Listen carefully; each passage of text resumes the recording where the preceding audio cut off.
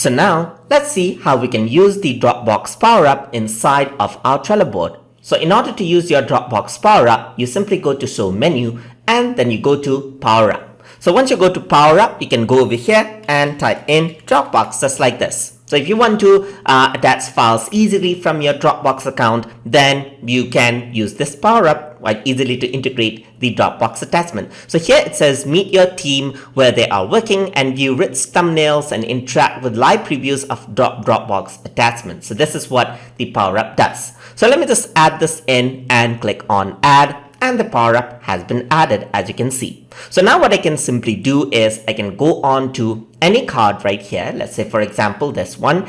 And let's say I want to use the Dropbox PowerUp. So I'm just going to click on Dropbox. And what happens is that I can attach a link from the Dropbox right here, or I can choose a file or folder from the Dropbox account. So here you can see that this is my Dropbox. I have already logged in onto my Dropbox account. So I can go over here and you can search for anything that you have. Let's say, for example, I want to go around and then attach out an image. So I'm just going to go to image, attach multiple images out right here. So I can simply select this out and choose that. So once I do that, what happens is that it says a shared link has been generated just like this. And now what happens is that Dropbox file is here. It's integrated, as you can see. So what happens is that the Dropbox files are here. It says that it is Dropbox file. So the link is there and you can see this out as well. Similarly, you can go around and go to Dropbox again, choose a file or folder. And let's say this time I'm going to choose something like a video. So I'm just going to go around.